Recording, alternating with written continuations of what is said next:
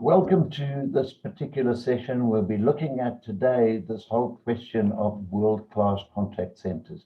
And when I run my seminars, it's one of the first questions I ask delegates is, who would like a world-class contact center? And all the hands go up until we go through this session. And then people realize that it's not easy. It's a lot of hard work. The rewards are fantastic. So let's take you into this little journey we're going through now. Just a few thanks from the Thought Leadership Foundation that I'm privileged to be a trustee of, and our supporters, and first and foremost, Colby Speech Analytics. The guys have really supported me during the last couple of years in spreading information and thought leadership. Smart Solutions, if you don't know what it is, it's an amazing omnichannel contact center solution that is really making waves, not only here in South Africa, but all over the world as well. And good friends from Intelli BPO and VVM. We've got a huge number of people from VVM and Intelli with us today. And thank you once again for your support. So that's the end of the commercials. So let's have a look. Why is it so important to have a world-class contact center? And particularly a CX-enabled omni-channel contact center? Well, putting it bluntly, every one of us in our industry know full well that we are faced with 5 operational challenges. When we get out of bed in the morning and we go into our contact centers, we know what to expect. We expect the pressure to reduce the cost of operations. We know that we have to drive forward and increase efficiencies. We have to increase revenues, whether it is through sales, through customer retention, collections, whatever is our focus. We have to reduce risks, not only financial risks, but nowadays, thanks to social media, our brand and reputational risks are equally part of the territory that we need to keep an eye on. And of course, last but certainly not least, is increased customer satisfaction. And that goes with loyalty, repeat purchase, lifetime value, etc. So those are our challenges, but we also know that we are under pressure. We have headcount freeze, we have IT spend freeze, we have all sorts of budget freezes. So as professionals, we have to do a lot more with considerably less in the way of resources, without at any point in time compromising on quality. So that one slide actually says it all. Those are our challenges. And these are the reasons why we should look at what it takes to get to be a world-class contact center. So let's have a look. What are the characteristics of what we would call a world-class CX contact center? First and foremost, it's efficient. Efficiency, of course, has knock-on effects in cost reductions and across the board, a lot of knock-on effects there. It's effective, essentially effective in it does what it's supposed to do, provide ultimate customer service with the knock-on effect of loyalty, increased spend, upsells, cross-sells, etc. So whichever way we look at it, it has to be effective. And it must add value.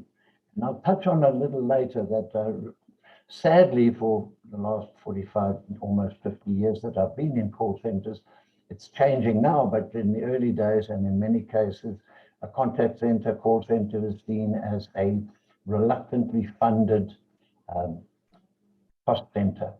And we've got to move that out of that space into, we'll see shortly, into an operation that adds value to the whole organization. So that's the characteristics.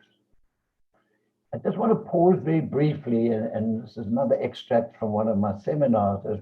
What are the drivers for change, and what are the things happening out in our environment, not only here in Southern Africa, but throughout the world, that are driving the necessity to change the way we do things, to change up to being world-class contact center? Well, first, we have some very real economic drivers. Now, whilst in some geographies we're finding that voice interactions are diminishing, and digital channels are expanding, whereas in some regions, and here in South Africa, the latest research that I've got access to is showing that we're having a significant growth in voice traffic, along with some growth in in digital as well. But nonetheless, this little slide is indicating as we're getting increase in interaction volumes, it generally means increase in headcount, which generally means increase in in cost of operations. Something worth looking at, coming from a Gartner conference in 2019, the cost to serve. Once again, one of the drivers being to look at cost capping or reducing or managing costs, is we need to look very carefully at the cost to serve model. Excuse me, I've got a tickle in my throat.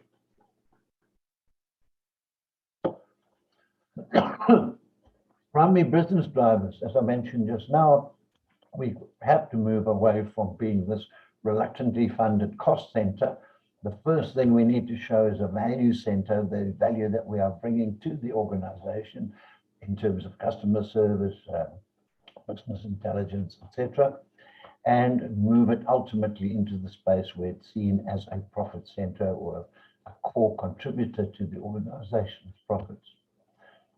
Moving forward.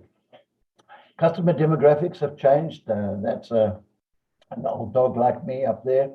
Has changed quite considerably. It's no longer just the middle Y gens anymore. It's the millennials coming through, millennials coming through, with a whole different way of looking at life and looking at the way they engage with us as contact centers. So driving significant change in that space.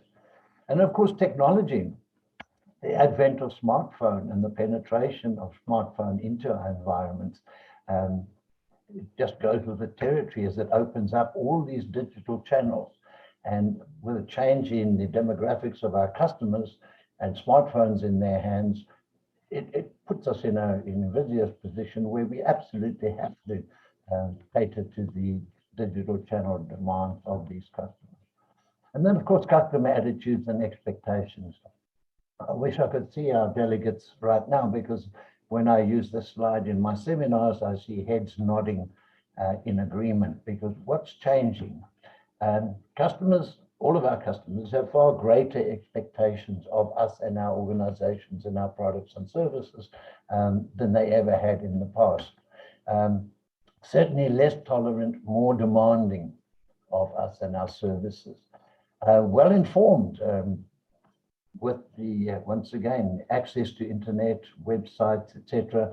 Many of our customers, before they engage with us in our contact centers, have done their homework, they've done their research, and in some cases are more informed about our products and services that sadly could well be the case with our agents. More digital, demanding instant gratification. I'll call you back in a week's time, or I need to escalate this. Those are terms which is anathema to our modern customer. More self-service. Customers know that we have their data, we have their information on our systems, and they are demanding access into those self-service portals. So massive shifts in customer expectations.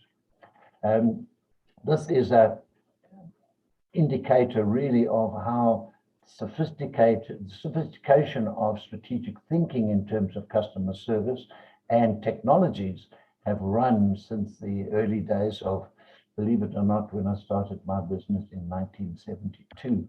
So we'll look here at some of the customer service strategies and how these have evolved over this period since the early 70s, and then the technologies that went with it. So way back in the 70s, all we had was a mainframe. That was really in the hands of the major organizations. Piece of history there, best research I can come up with is 1972, the same year I started my business. The first ACD call center was commissioned by Rockwell for Continental Airlines in Cincinnati. So that's really the birth of our industry. And along came, we had telephony all the way through, data networks, the internet reared its ugly head in the mid-80s initially, and where that red line is going to is anybody's guess. And so we had database marketing, which really meant address labels onto envelopes and using the postal services that was the way we did it. We could eventually, by the mid-70s, personalize some of the communications. We started thinking about lifetime value marketing, loyalty programs, the likes of the airline, frequent flyer programs, etc., started coming into our space in the early 80s. Relationship marketing, essentially driven by financial services. I call that what kind of the one-way street, the farmer herding cattle into the various kraals without asking the cattle which kraal they wanted to go into. We then started thinking about customer care, and the world of CRM evolved in the mid-90s. Fairly big gap before we started talking about customer experience, a phase that we are still in, but as you can see, it's a progression. And so for all those 40 years, we've been battling with disparate technologies down at the bottom side of this graph to bring about the best possible customer experiences. Social networks reared their ugly heads in the 2000s and are very much part of our world today. So what have we got now? We have convergence of voice and data, VoIP, starting around about 2010, where it became not only quality sufficient to carry out commercial conversations, but also the cost benefits in there as well. Around about now, let's face it, in the middle of the clouds, everything's cloud-based. Analytics, very much part of the world that we live in. That's icon is for artificial intelligence, AI, machine learning, all happening at this point in time. So from now on, from early 20s into wherever we're heading now, these are very much part of our world. So in some respects, technology has outstripped strategy, whereas for 40 years, we've been battling with advanced strategies and somewhat primitive technologies. Today, we've got all the technologies in the world to deliver whatever strategies we can think of. So along with that comes our social CRM world and a whole new buzzword starting to creep into our world, which is customer success. So I see that evolution of CRM, customer experience, customer success being the next wave that we're going to see. And of course, all of that is demanding omnichannel, and we have the technologies to do it. So this is the point at which we are able to look at a world-class contact center and in the context of having the technologies to drive it. So this is the gist of our discussions this morning about what is a world-class contact center. And this has taken 10 years, 12 years maybe, to put together these models with consultation with consultants throughout the world. So let's have a look at what does it take to be a certified world-class contact center. Well, there are two drivers here. One is the integration of an operational maturity. That's integration of systems, technologies, processes, integration of people and their skills, etc. And the second matrix or second driver we have here are the strategic alignments. And that is making sure that the operation is aligned with the tactical and the strategic vision of the boardroom at executive level or group level, and at the same time aligned with market expectations, competitive landscape, etc. So this model that we started working with way back in 2019, or even 2006, I see our copyright is there, is we've categorized various core centers into foundational, and this is starting out brand new. It doesn't matter how much money you've spent on it. If it's day one of the official opening and somebody says it's a world-class contact center, no, it's not. It's foundational. It's starting out on its journey. We then have the term fundamental. We've got all the basics in place. We're into a stage, we're developing, we're getting our models working correctly. We're starting to debug the system. A well-matured contact center is stable. It's meeting its primary objectives. It's getting there. It's pretty slick. It may not have all the boxes ticked. And then, of course, we have the world-class contact center. And as I've take you through shortly, we'll be looking at well over 700, between 700 and 800 checkpoints on any contact center where we would assess and audit. So the big question is, where is your contact center sitting on this matrix? Because if we know where we are and we know where we're going, that's our roadmap to take us into the success we aspire to. So what does it take to be a world-class contact center? Essentially three components. Strategic alignment, as I mentioned, and I'll unpack these shortly. Compliance with standards, and this is where the hard work really needs to take place, and it's benchmark. So a world-class contact center has all three of those components that I will now unpack. I'm just checking. Feel free to pop in any questions. See, we've got 55 people with us today. Thanks for joining, everybody. It's really great to have such a great turnout. All right, let's have a look at strategic alignment. And it's so sad when we go in and we audit call centers, and particularly those where we go in where you know it's a toxic environment, it's high attrition, it's not performing, the budgets are all over the place.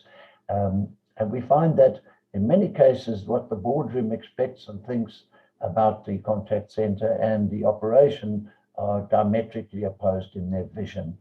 And so the first component of a world-class contact center, and I will show you a case study shortly, is to absolutely ensure that the contact center, customer interaction center, however we want to call it, is totally aligned with the mission, objectives, the longer-term strategy and the short-term tactics of the organization at the highest possible executive level. We're talking CEO, we're talking the boardroom.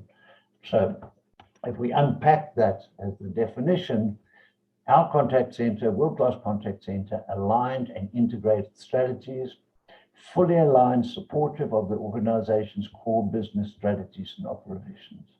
And you'll be surprised how few contact centers can withstand an audit where we actually check that for validation. And this is the big one. This is the difficult one. Compliance with standards and or KPIs. So let's unpack this one as we go through it with a bit more detail. So the definition here is operationally, the contact center monitors and meets with specific, clearly specified standards.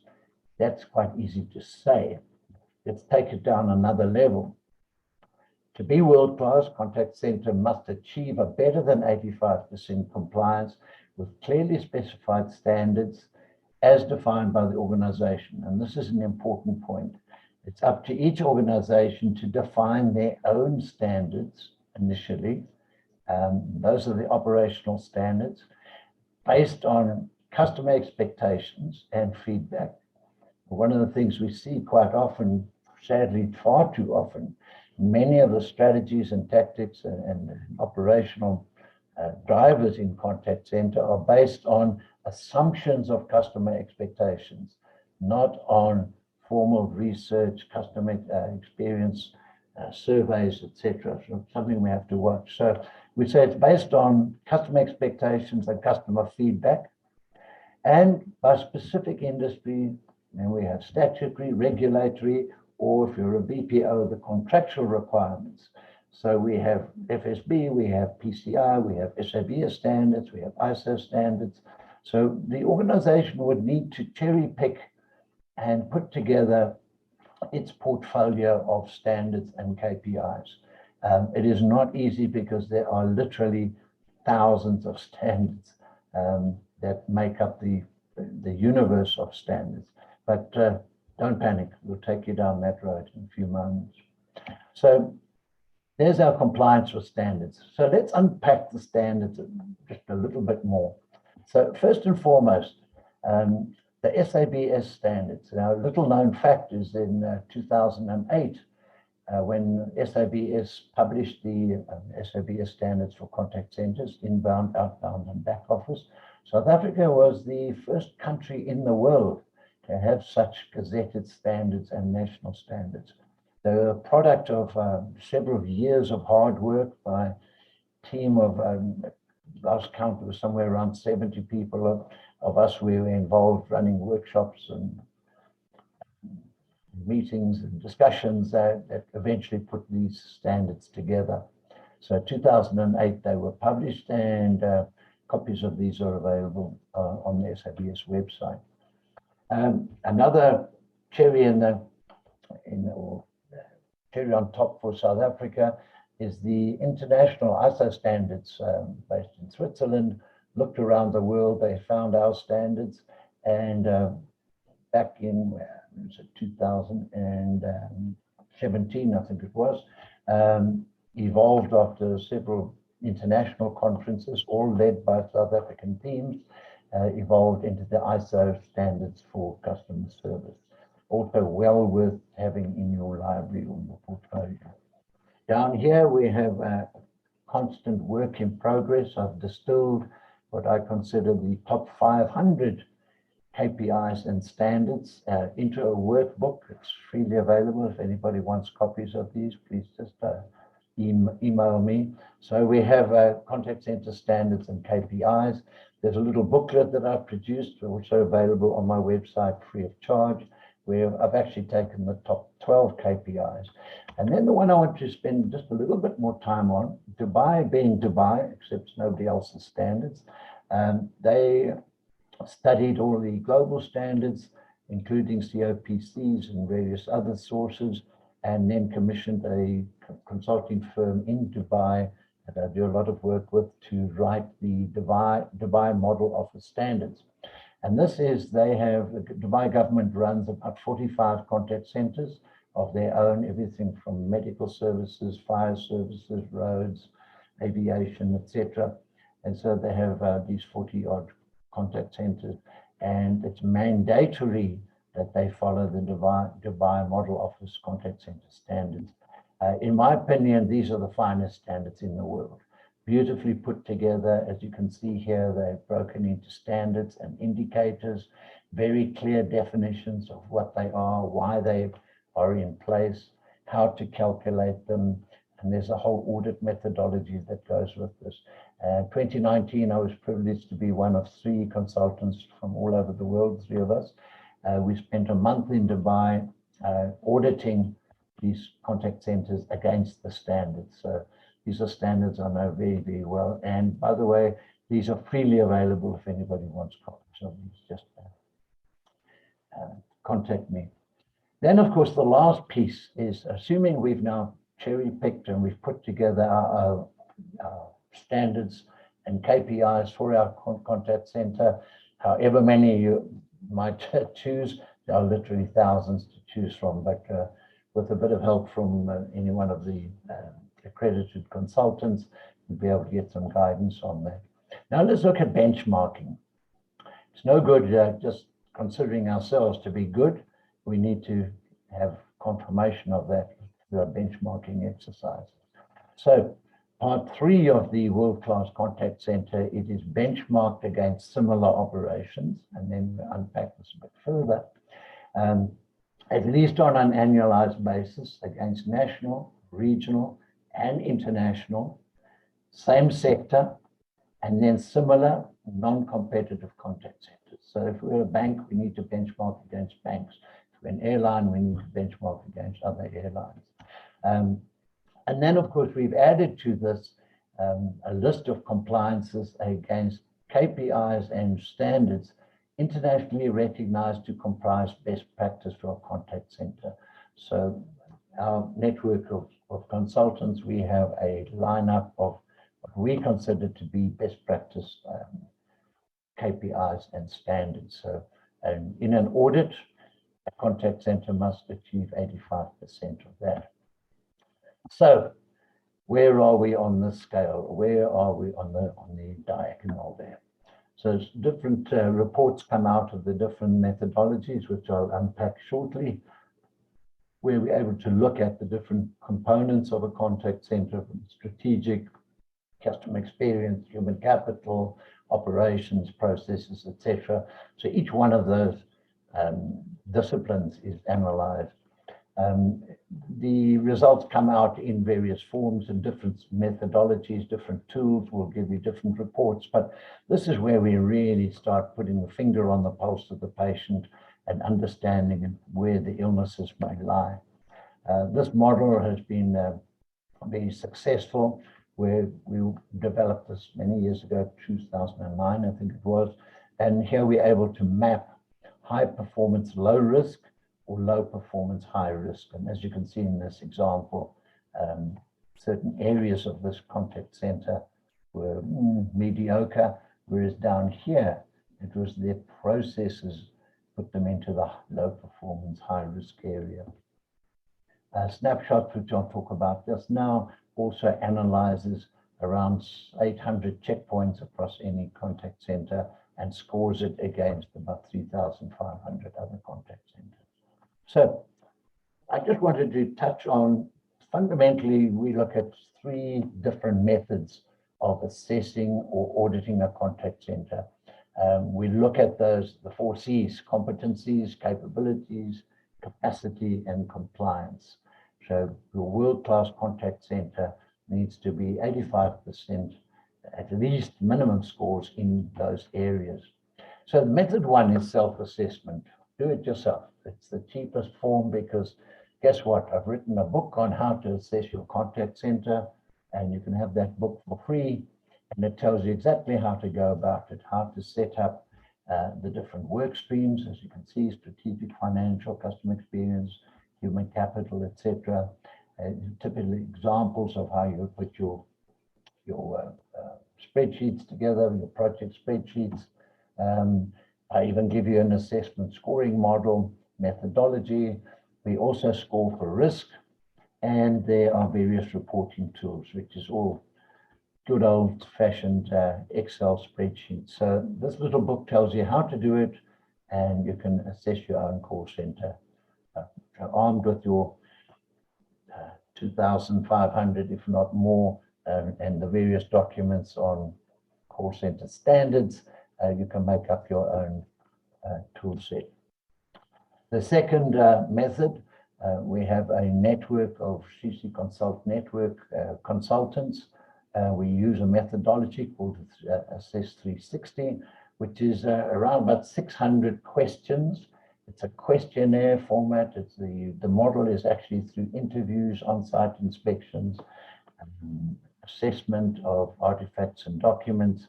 And based on the information that we gather in this process, we are able to start putting together the outputs. One of them is there's that risk performance model. So that's one of the many outputs. Here is a typical example of one of the methodologies that are used when we do these audits. So as you can see, it's good old Excel spreadsheet here again, where we look at what was the question that was asked, what did the assessor observe, whether it is looking at documents, reports, or physical environment. How do we prioritize that? Basically, the model is if it's red, it needs to be fixed in 3 months. An amber gives us 6 months to fix it. A green is back burner, but needs some attention in the next 12 months. We then clearly define the task, action or task that needs to be implemented, deadline for the deliverables against that, and the responsible person. So using this type of project management tool, we're actually able to track this through and make sure that all of those, the fixes, the interventions are actually carried out before the next audit. And this is a snapshots methodology. And as I mentioned, we're very privileged to have the founder, developer of Snapshots, Deepak. Thanks for joining us, Deepak. Very briefly, Snapshots has been around for about 13 or 14 years now. It's cloud-based. It takes the aggregate of around 3,500 users that we have worldwide. I represent Snapshots right across Africa. And as you can see, we've done quite a few snapshots assessments here. This is a summary report where you can see each of the sections of the call center and how they scored. Red means we've got some problems, Houston, and then we take the aggregate scores of 3,500 other users. One of the big upsides of the snapshots methodology, it's fully aligned with the ISO 18295 standards. And so once you've done a snapshots audit, it sets you up basically for the next phase of doing an ISO audit, standards audit as well. So a very powerful tool set that's used there. So these are the two that you can have for free, how to do it yourself, or the Assess 360. These are the kind of the entry-level audit tools.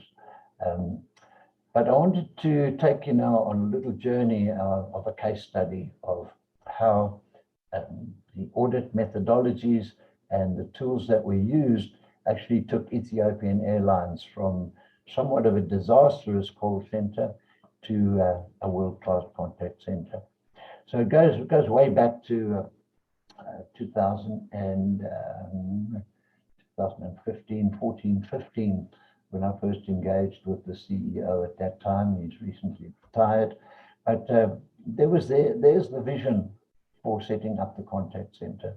The history behind that was that when we started out, and there was the first assessment in 2015, about a year before that, the contact center had been outsourced to a BPO in India. The relationship had terminated rather suddenly, and over a period of weeks, all the calls from all of their stations throughout the world had to be redirected into head office in Addis Ababa. We went up there in 2015, and was as fundamental, as basic as you can get as a contact center. Very few people had any experience, and so it was a journey. We started out on the first audit. It was somewhere between foundational and fundamental, put it that way. Very primitive setups.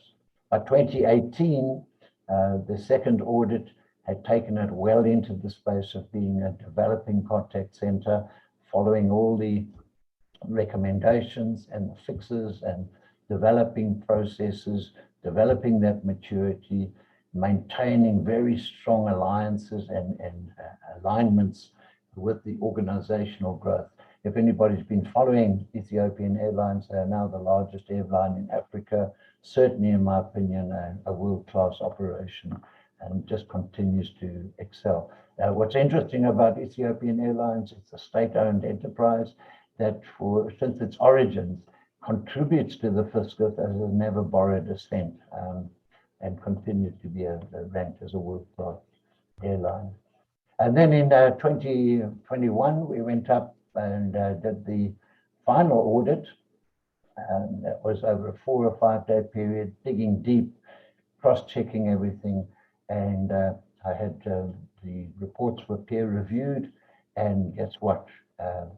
Ethiopian Airlines ticked all the boxes, excelled in many cases in sort of 95 and close to 100% on all the scoring metrics that we used. And there's one of the reports, as was mentioned earlier, where we were looking at, this was an output from the snapshots report, the actual probe or the question, how we observed it, how we scored it, the deadlines, and then once a month, simply using a Zoom meeting model, just working through, advising on all of these fixes. One by one, they were fixed.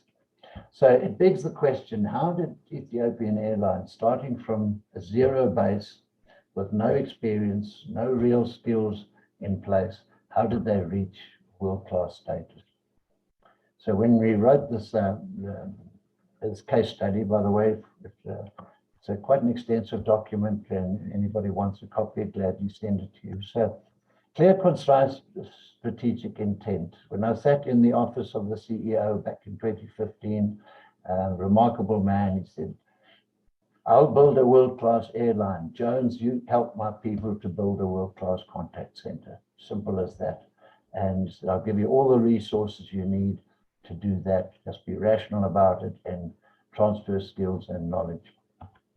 So we had a systematically approach using the methodologies. We used the snapshot methodology, which gave us a baseline. The first audit, I can assure you, was red blocks on everything. and systematically moved up on that. And that's confronting the brutal facts. The sadness of doing audits in many parts, particularly here in South Africa, is organizations are reluctant to face those brutal facts. And it's one of the challenges of consulting. Ethiopian followed professional advisory services, everything from process design to training to QA methodologies, tool sets, etc., using the technologies as best. So a journey that took nearly 6 years, but it was well worth it. Regular reviews, self-assessments. So although we did the audits, not quite on an annual basis, but we were reviewing all of the tasks and all the interventions literally on a monthly basis. And the key to it, passionate, empowered, beautiful, wonderful people to work with an absolute passion for service excellence. And so it was with great pride that I went up in November and presented the main board and the team in Addis with Africa's first certified world-class contact center that they're very proud of. So we'll now soon be moving into doing the ISO assessment as well. So let's have a look. Your world-class contact center, the one that you'll be running from now on, is it going to be, or is it efficient? Is it effective? And does it add value to the organization? These are the big questions we need to ask across the board. And as we wrap up on it, once again, just special thanks to the companies, organizations that make it possible for me to keep the Thought Leadership Foundation going, to share knowledge and information freely. And that's our very good friends down in Stellenbosch. Colby, Speech Analytics Made Easy, now has a little over 80 customers in South Africa. It's the only speech analytics tool that does for vernacular languages, 5 languages and mixed languages.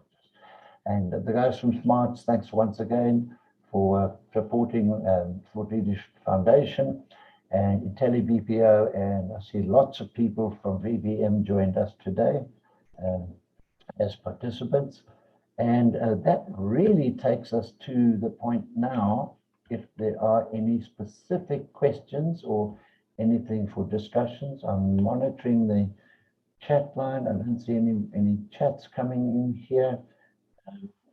I'm going to see Deepak, are you still with us? I'd like, if possible, if you could come in. I know it's the middle of the night for you in New Zealand, but mate, you are able to speak.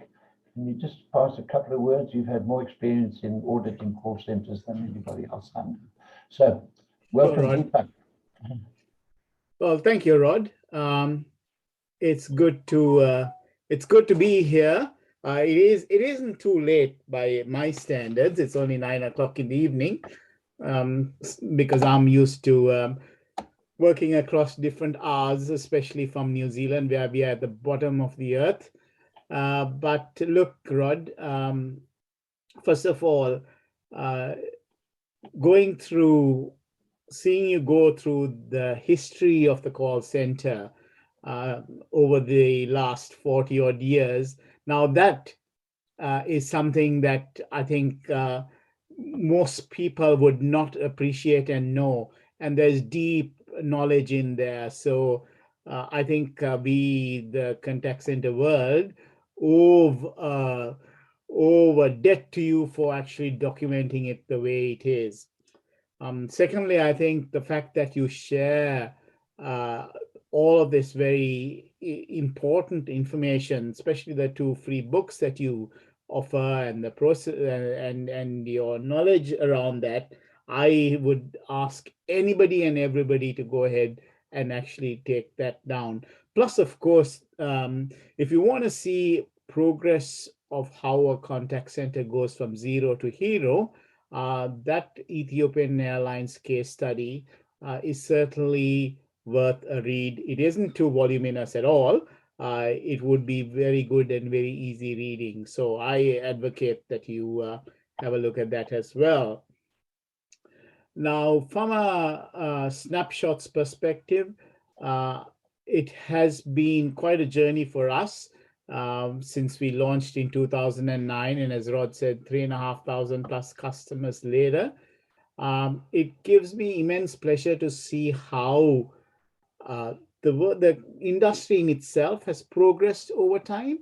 And it's a credit to folks like Rod and others across the world who've begun to take the contact center from what was formerly called the ladies' kitchen to today what is a very strategic tool for organizations to use. So we've gone from, as the old line would go, from crayons to perfume. And especially over the last 18 months, where the call centers were very much the key focus and the way in which organizations could connect to their customers, especially when you can't go out and see them. And that has been very, very important. So sort of over these last few years, I've had the greatest of pleasure having Rod guide me and be with us and drive snapshots for us in Africa, and to which I'm very grateful. And I'm also deeply enamored of the knowledge that he throws. Every time I talk to him, there's always something I learn. So Rod, and I'm sure all the others on this session would feel the same way too. So thank you very much. In fact, that's great. Thanks so much for your input, really valuable. And wishing you well up there in New Zealand, and hopefully in the not too distant future we can come over and visit there again. Just for everybody else on the call, there are some remarkable contact centers in New Zealand. I've had the great privilege of touring and doing site visits there on several occasions. So with that, thank you so much once again, and this is me signing out.